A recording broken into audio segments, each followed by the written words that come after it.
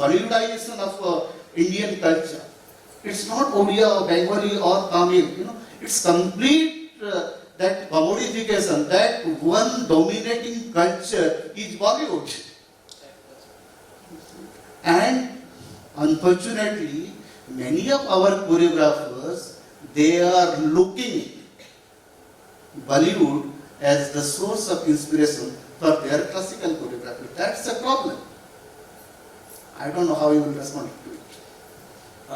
First of all, yeah, I'll come back to my point where I wanted to make a point when respected Ratna was talking about it. She came from a very advantageous position where she did not have to think about like what Kedar brought in the point in terms of the commodification. Again, very personal interaction. Don't you think that if we are sincere to something, we are taken care of? Like we say, dharma rakshati rakshitaha. So if we take care of the dharma, just cite one instance in the sense like, if we are selling our art, what is the purpose? Like how much as an individual do we need to survive? Okay, I come from quite a privileged background. I don't have to worry about the finances. Dance might not support me, or if dance does not support me, I will go hungry. But I'll just tell one just a small incident in terms of how your sincerity pays you back. I don't know if you've heard about Ustad Usman, the great sitarist. He was talking about his grandfather. So, because art forms were always supported by royalty, and for the period of Chaturmasya, because your salary or your finances depended upon how many performances you gave. And during the Chaturmasya period, starting from the monsoon until November, there are no performances. So artists would go unpaid. So that was the time they would immerse themselves in complete sadhana, not having to think about how much to take care of the family, but somehow they managed, because the kings would not support them. So this man, Ustad Usmanji's grandfather, they have an outhouse where they have installed a deity of Saraswati. They would finish their morning chores, get into the room, lock themselves up, and completely immerse themselves for hours at an end. So one day while he was practicing, he was looking out of the window, he saw a couple of children playing. So out of the gang, one small boy comes, walks to his doorstep, sits there for some time, and he goes back.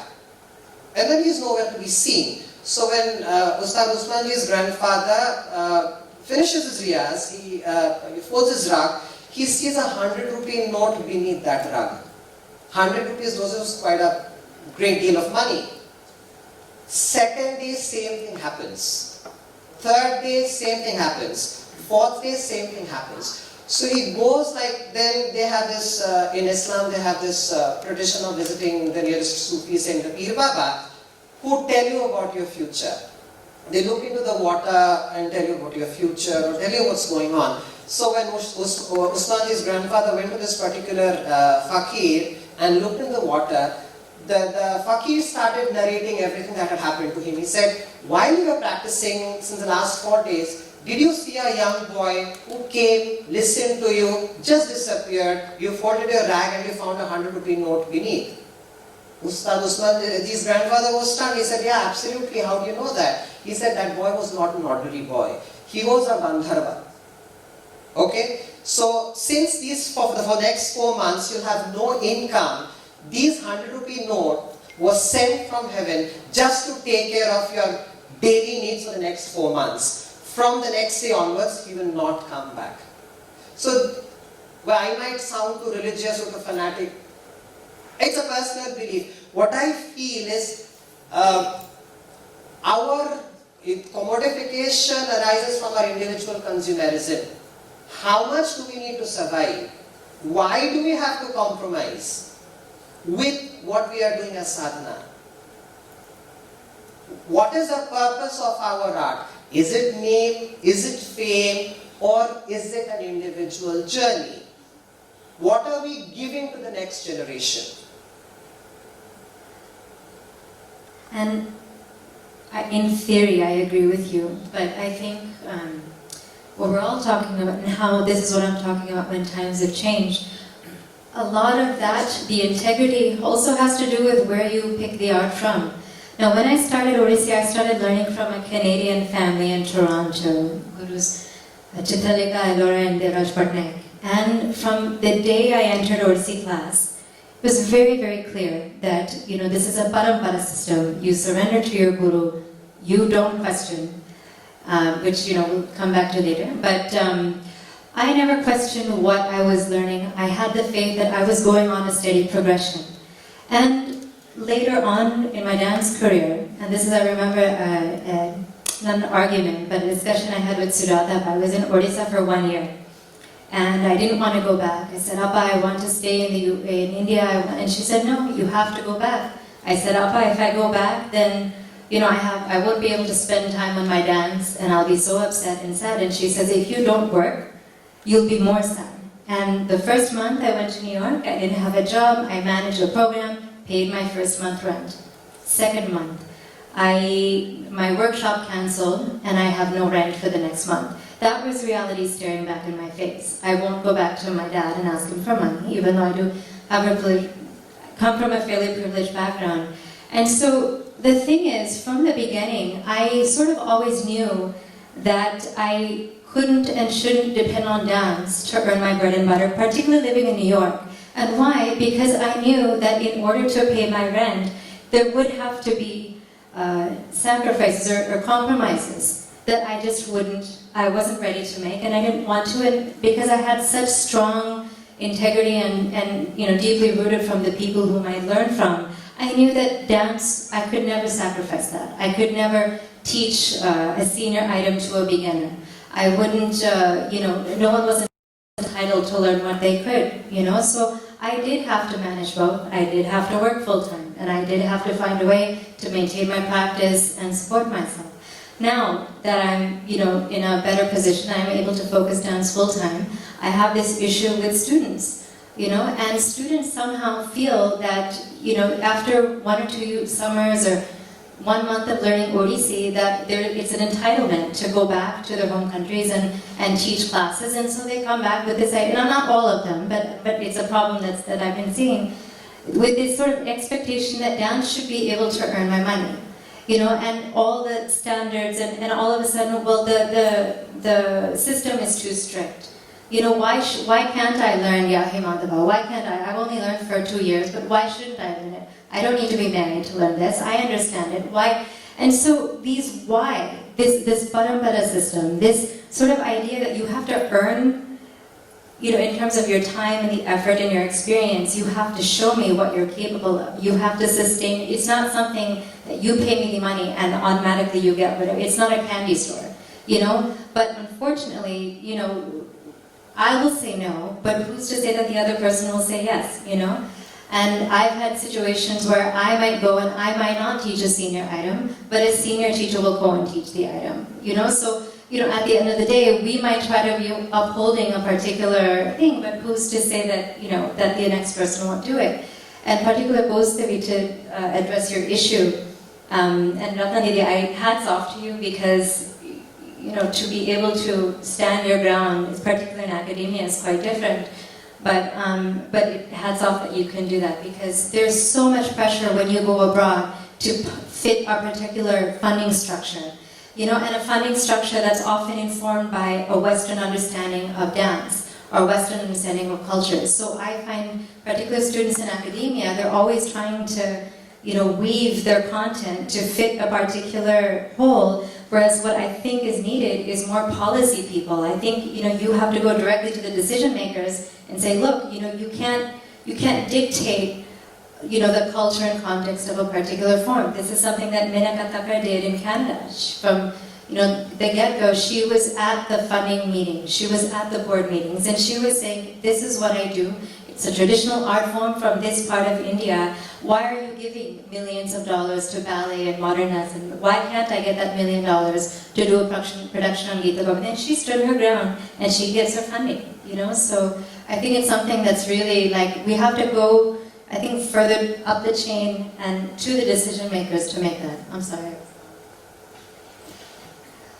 Well, just to give another international perspective, given that I am interacting with artists from South America, from Europe, so this is not particular to Odissi only. There are always those people who are custodians, and there needs to be custodians for any language to thrive and continue and pass on.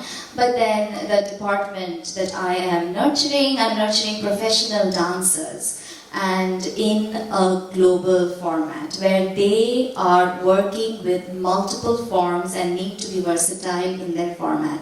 None of them will be, out of the 200 I have taught, maybe one has taken up Odissi as a soloist. But they want to take the learning and weave it among other forms that they are learning. They're learning Silvestre from Brazil, they're learning Capoeira from South America, they're learning maybe salsa, ballet, modern. So then Odissi becomes one part, one small portion of a kaleidoscope of forms. Without further conversations amongst ourselves, because this is such a rich topic and we could go on, I would appreciate audience's voice. Are there any questions from the audience? My name is Radhika. I've been living in Odisha for a couple of years, and I actually got my degree in cultural and sustainable development from Berkeley. So this is the first time that I've attended a seminar like this, and I just want to say how grateful I am to all of you for sharing your wisdom, and I've learned so much, and I have 1,000 questions running in my mind right now, so I'm just going to pick the ones that are just the one that's just the most prominent. What I want to ask is, I have 2 questions if it's possible. The first one is speaking on the colonization and the secularization of Odissi. How, let's see, like being in my generation, being a student, how can I, as a student, as a person who is coming here and learning, how can I share, preserve, and also in America, okay, so I'll give an example. This is something which I've been facing a lot. Like, before I came back to India, there was a girl who said, I want to come and learn in your school, and what I want is to learn some Odissi, and then I want to mix it with belly dance, and then I want to do this and this and this. And you see this so much, like just complete butchering of the art form. So who decides? That's the first thing. Who decides? Who is the custodian? Who decides what is appropriate, what's not appropriate? And everybody feels that it's not my place to say something. I'm not a guru, I'm not a this, so who am I? So then, so many times we see, and I've seen it, people coming here and doing even things here that seem to be crossing so many of these boundaries, but nobody says anything because everybody feels that it's not their place to say something. So that's what I want to ask, the first question. And the second question which I have is, with this secularization of Odissi as a dance form, you know, what is the future as far as like, are those moods of like dance as a seva to God, to Jagannath, is that going to be totally just lost in the future? Like, is Jagannath just going to be this kind of toy or doll which people put out in festival time? And I also feel like the commodification of the art form has to do with some kind of commodification of the spiritual roots, and how do we preserve the beautiful moods and bhavs and bhakti that is so innate and so deep in this, you know, in the future where everything is just becoming so commercial. So my name is Shri and I'm from Kolkata, and at present I'm doing masters on dance anthropology and ethnocodology. And I've been learning Odissi and Poshani Mukherjee and Guru International-Biswa in Rudraksha. So I have a similar question, but I don't know, like, and also I think I know the answer partially, but I still want to know your opinions about it. Like she talked about appropriation and of Odissi dance, or how, and also Kedar sir told about repurposing Odissi dance for social justice and all those other fields. My question is, like, for example, like if we are doing something like what she said, seva or whatever, there is a purpose to Odissi dance.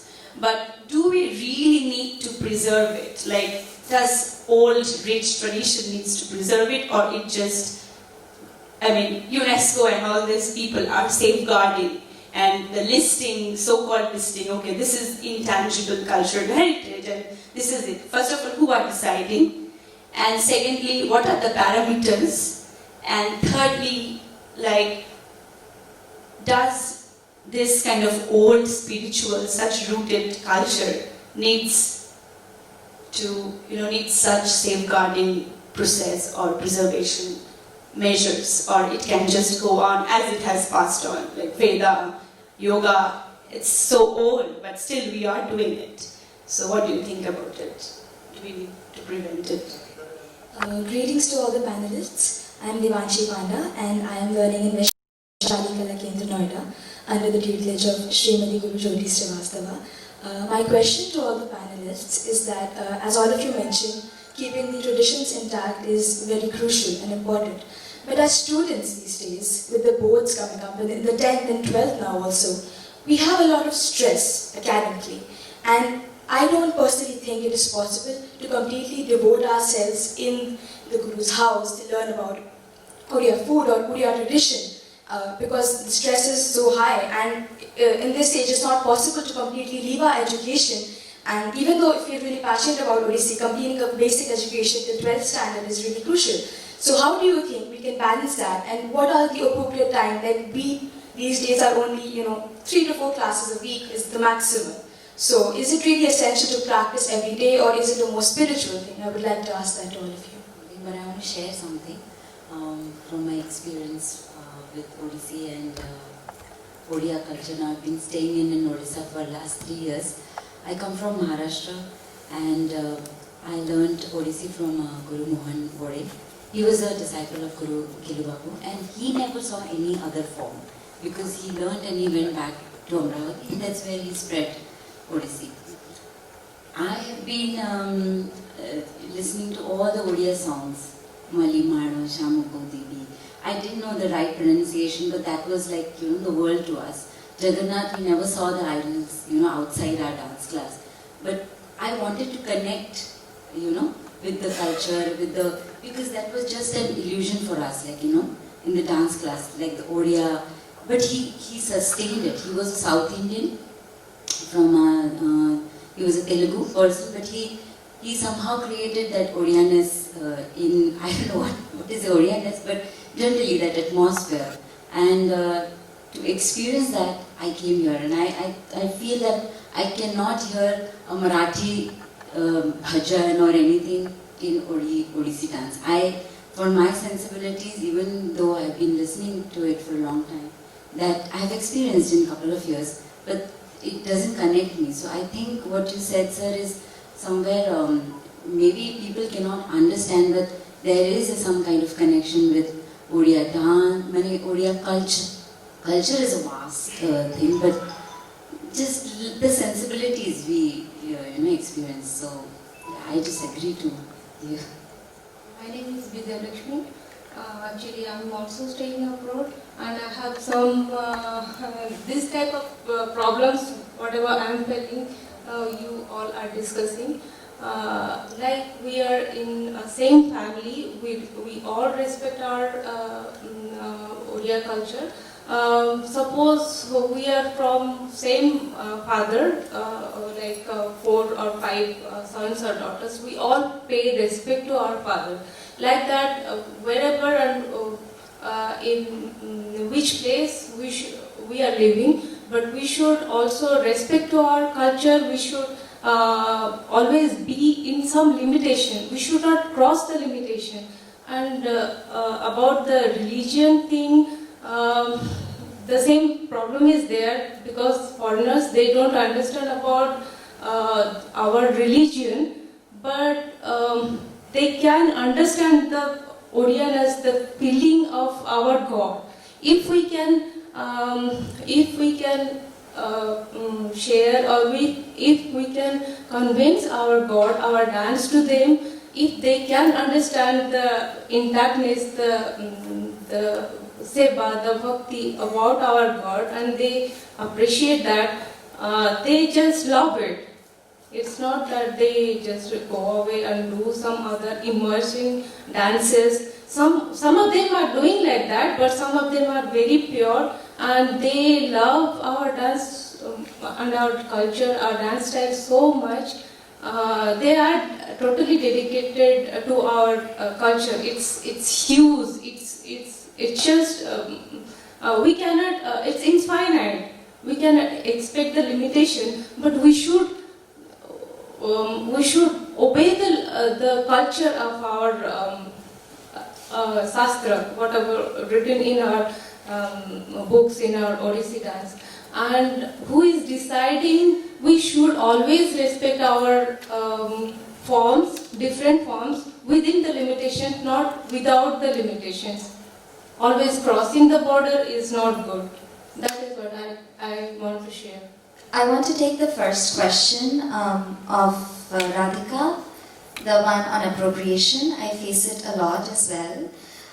Appropriation is when you are appropriating, or you are taking a cultural commodity or a cultural product or a cultural inheritance from a culture that's alien to yours and making money off of it, right? There's a lot of literature on jazz music, right? How appropriation has been done in terms of how the question of race comes along. African American musicians did not receive their due at some point. So appropriation is something that's happening also today in terms of Odissi, when you see such butchering of forms, right? But there is something to be said about choreographers who are completely working in the abstract. So choreography in the West does not start from form. It does not necessarily, it looks of modern or ballet or contemporary, because that's the ethos that's there in the body of the artist, the choreographer, as well as the dancers he or she's working with. But choreography stems thematically. So in that case, I think it's very specific to the choreographer. Definitely the particular example you gave is a blatant example of appropriation, but at the same time, there are choreographers I know who work with forms, but from a very deeply, either from very politically motivated, cultural or theoretical motivations, or deep philosophical investigations, be it spiritual as well. So I think appropriation is a problem, but also it's specific. I wouldn't say every choreographer is appropriating if he or she chooses to take. And I'll just add to that. I understand the issue about borrowing from different forms. It's very popular, especially in the West. But I think there's something to be said about the cultures or the dance forms that you're borrowing from. Now, I also train belly dancers in Odissi, and some of them do that tribal fusion. But where I, as a teacher, come in is I say, okay, there's actually, the further you go in your dance training, you'll realize you really don't have to stick Tribhangi number 9 in your belly dance presentation. That, I think, is blatant appropriation. And so I find that, where we can guide, as teachers, we have to be very, very clear to educate our own students that this is allowable, this isn't allowable. And, do it in such a way that we're not necessarily policing the culture, but we're calling out what is and isn't appropriation. Like in your situation, it sounds like it's more of like a lab approach, right? And when I teach a beginner's workshop, I go into it understanding that they'll come with a taste of Odissi, But I'm very clear what you can do with this taste, you know? I mean, the student in that path is along, but even when it comes to choreography, I think people will choreograph at a point in time where they feel like they would have amassed enough knowledge and experience to do that, you know? But I think wherever they're getting and wherever we can provide that guidance and also educate, because some people appropriate without realizing that they are appropriating. So I think, especially symbolism, when we're talking about Jagannath and the Bengapatiya, for example. Bengapatiya is one of the most appropriated ornaments in Odissi, and many people who use the Bengapatiya are not aware that it has a context and culture, and there is a story. Most people don't even know where, not most, but many people who appropriate the Bengapatiya don't even know where that terminology actually comes from. So I think it's our job, whomever, to guide in whichever way we can. Okay. I'm going to that secularization or secular. Your dance is always secular. And when you talk about, I always believe, when you talk about Jagannath is a deity who is mostly human. When you talk about doll, whether is he a doll? Yes, he is a doll. He is being treated as a doll, and for that you go and read Ramdas Datyata Bhakti. All the bhaktas, they play with the God. They play with God. They play with Jagannath. Jagannath is a part of their life. Jagannath is not a deity in the temple. And what Rahul will tell, Jnana Marga. Okay, there is a stipulated, but I know Rahul. But when this, starting from Chaitanya to Ramakrishna to Ramakshepa, there is another side of bhakti. And that bhakti is not confined to your visual. That is so individualistic. And with bhava, you can take your God to any place. And that's why there is a very famous line. So that madness. So there is a madness in bhakti. Without madness, there is no bhakti. And madness is not, not to be defined by Jnani. The Jnanis are not to be, they are actually, Bhamaksepa is an outcast. He is completely, he will be ruled out by all the Jnanis. He will not be treated as a great man. He is an outcast, he is stupid. Salabhega is stupid. So bhakti is all about stupidity, all about madness. And I want to narrate a small story about Mochiram in Datyata Bhakti. Mochiram is a shoemaker, and her daughter is a beautiful singer. She sings Gita Govinda. So one day, a thief went to some Brahmin's house and he stolen the salagram. So it was a very beautiful piece of stone. So he said, what I am going to do with this? So he sold it to the shoemaker.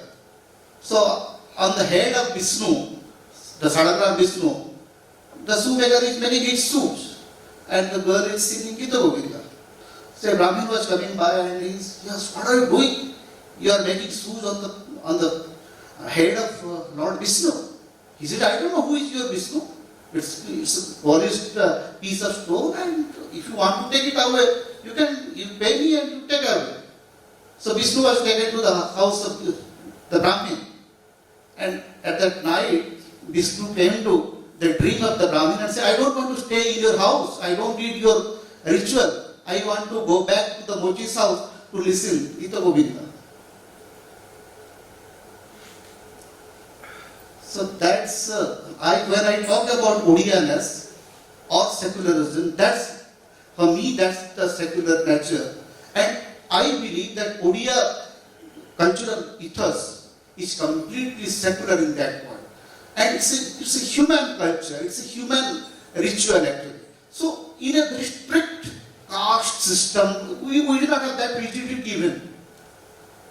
Within the fold of Puri Jagannath temple, the caste rigidity is not there. It's very broad actually. It passes from here to there. And the real priests, the real pandas, most of them are non-Brahmins. So if you define secularism today the way it is, so then okay, whether it is secular or religious or spiritual, but basically it's human. And in Odissi dance, again I am talking, the major problem is that all our gurus, they came from a very humble, economically deprived background, but our performers, they come from very high class background. So there is also an economic contradictions. The gurus are coming from a lower, economically lower strata, but performers were coming up from very high well-to-do background. So what kind of result that produced and how we go on, that is another session actually. I don't want to go into that, deep into that. But coming back to the last one, that possibilities and diversities, you were talking about belly dance and others. So most of our first generation dancers, they were learning multiple dance forms actually. Sonali started with Chakra, then came to Odissi, and for some time she was working with Eugenio Baba, and so there was experiment with everyone. Mishra was with Chakra, then Ratna Roy went to learn Kathakali and Kathak. I wish rather that should be more now actually. Now it's becoming very confined that okay, Kaustavi is completely a Odissi dancer. So there is no harm in knowing other dance forms actually. Rather there should be a dialogue between Indian classical dancers. I don't see that is happening nowadays. Sonali was very open to all kind of dance forms. That's why she was very she gathered all the qualities of other dance forms also. There should be dialogue and exchanges. There is absolutely no problem in that. Sorry to interrupt. But there's a difference, like if I'm a master's degree holder arguing with a kindergartner, that's the difference. So Sonali was deeply rooted in her tradition. Yes. And when she was experimenting, she was at a point where she understood it well enough to digest it. My argument is that for people that have a limited exposure to an understanding of Odissi, and are just sort of mixing it without really understanding the mechanics behind it, then I think it's irresponsible. That's the only thing. Otherwise, I agree with you. I would, just to add one more line. In order to break the rules, you need to know the rules well. Okay? So first know the rules well. Coming to Radhika, and I want to answer her question also. I'll answer this question in a very personal touch. Jagannath doesn't need your protection. We are too small to protect. We are trying to comprehend the incomprehensible. Someone who's as close to the Lord as Arjuna would not know who he was. So what did Krishna tell Arjuna? He says, Natumam sakyate drashtum anenaiva swachakshushaha divyam dadami te chaksham pashyame yogam aishwaram. You cannot see me with your material eyes, with the mundane eyes. I am endowing you with divine eyesight to comprehend me. Personally, what I feel is, if you're sincere to what you are doing, the kripa will flow. You don't have to think about it.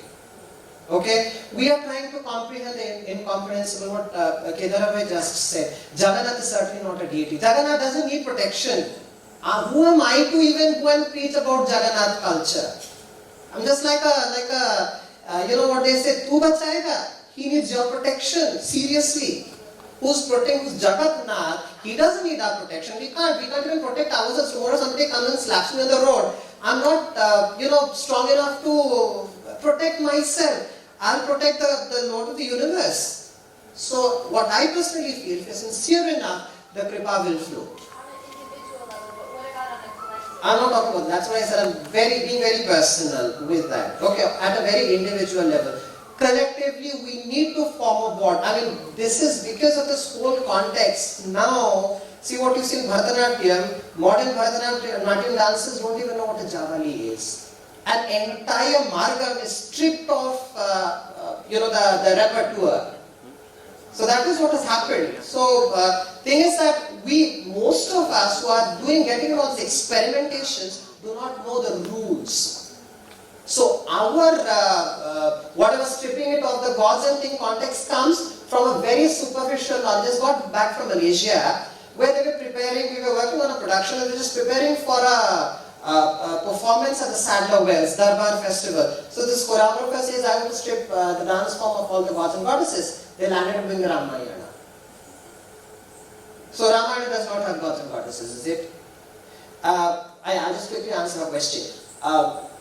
I've gone through the same dilemma. One thing I'll tell you, if you are sincere in one discipline, you will be sincere in whatever you do. I went through the 10th boards, I went through the 12th boards, I have a postgraduate degree in genetic engineering. Yet I danced. When you desperately want something, the universe conspires to give it to you.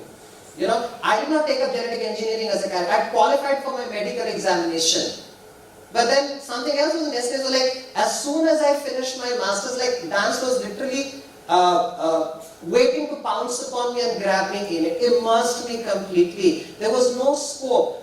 It has given me an identity. Had I become a genetic engineer, what have I done? At 38, dance has given me a name, it has given me a standing, it's given me a status which probably genetic engineering would not have. So, if you're so stressed out with your exams, you shouldn't dance. You get my point? I'm very stern with that. If you have time to sleep, you have time to watch movie, you have time to de-stress, take dance as a de-stressor. But then I can't go to my guru's house. Doesn't matter. You know what? When you are practicing yourself, you don't need to, you practice diligently. Your practice is going to give you a lot of answers. You think I cultivated for sure, but a lot of it, my guru gave me a platform to stand on. All the senior dancers that you see have supported me tremendously. All these people have supported me tremendously. But one thing, that diligent practice has given an answer to a lot of questions. For instance, just how to balance. You don't have to learn from me how to balance. You practice. Your body will adjust itself automatically. You will know where to balance and how to balance. That was my question. Is practicing at home enough? Because as you said, immersing yourself in... Are you doing it sincerely? Are you practicing? Do you get my point? Practicing is not enough. But how much practice is enough? Keep dancing till you lose yourself. Keep dancing. Or else, Just to go, talking about secular and blah blah blah, all this stuff, future, and I just want to probably conclude this, but just give it. I was always very inspired when I saw this. I was at one point in my dance career, I was getting very disillusioned by what I was seeing, and trying to find your space in this big ocean can be very daunting. And I'm a big fan of Kodiyattam. I love from the very first moment I laid eyes on it. One of the very, very traditional Sanskrit theatre form. And Kapila Venu, I don't know if people might have heard, her father, G. Venu, wrote a beautiful book about his guru, the Amono Chakyaji. And he said they had revived and taken Kodiyattam out of the temples and did a lot of research on Kodiyattam itself. And the very first time they said that they brought Amonoji to London, the English audiences were very much saying, no, he can't do a 12-minute death scene. This is Bali Badam. Okay. And they tried to convince him, you cut it short because no English audience, they don't have the background, they don't. And he said nothing doing. Because he was that deep, so deeply immersed in his character, he was that experienced. He'd spent so many years living and breathing his art that he refused to budge and did the entire death scene, and the entire audience watched with bated breath, standing ovation from how many minutes long. And so the thing is, it might sound ideal now because we live in such different times and maybe these things are, but why should it be? And I think as long as we commit ourselves to the fullest that we can, no excuses, but really deep and focused work, I think the answer is right there. So on that note, really deep and focused work, I encourage more conversations after the panel, but we will conclude. Thank you to all the panelists. Thank you Ratna Didi, thank you Kedar Bhai, Rahul. We have to have discussion on dance along with watching dance. See, our festival, if it's for 12 hours a day, we do it for 5 days, 60 hours of dancing and no time for discussion on dance. We all now realize with the old and with the young people that we need a discussion on dance, some discussion. It opened my mind and it will definitely benefit you more than me.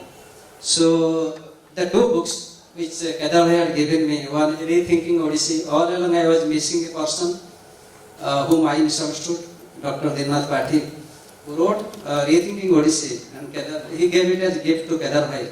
He gave it to me for the library, for our Odissi library. When I read it, I did not like it because my mind was conditioned to thinking of Odissi in a very particular way, coming from a conventional background. What I knew about Odissi, I did not find in that book. But now I am very possessive about that book. I mean, just like you read Gita, we read two books. I read two books constantly. One is Didi's, Ratna Didi's classical dance, another book, and she has very often quoted Dinnath Patil. So we miss that person who opened our mind. He was an Odia, he was an old person also. He was an outsider also, he did not belong to dance. We need such people. That's what I heard here, like Lara and Rahul, they are Odias. Let's see, one grew up in America and Rahul frequently travels all over the world. But everybody has a very strong viewpoint, we all realized. But what I realized as the host of Odissi International, it's too late for me to create a platform like this. I promise you, next year there will be less dance, more discussion on dance. That I have realized in Bhubaneswar, government is doing a 5-day festival. What I was thinking, this 5-day festival gets all the great dancers from all over the world. So there is no need to do a dance festival again, but we can do those 5 days. In the morning session we can meet here, we can discuss here, evening we can all go to Rabindra Mandap to watch dance. No need for Odissi International to only make people dance. And no need to thank our family members, It's their responsibility to give us knowledge. Here's a small gift from both Kedar and myself. Both of us work for the Nartanam Journal. And this packet has 2 special issues of Nartanam Journal, which Ileana, again being a foreigner and doing the seva to Odiyas, she did the best seva. And it was under Kedar's guidance these issues came up.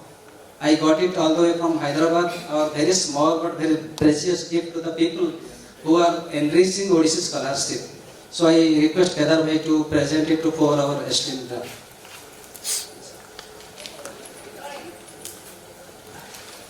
This is the issue actually, Lara. So this is 2 issues actually. The one issue carries, actually both issues carried the documents of Jayantika actually, the proceedings, letters and everything actually. So very precious for Odissi scholars and dancers to have it.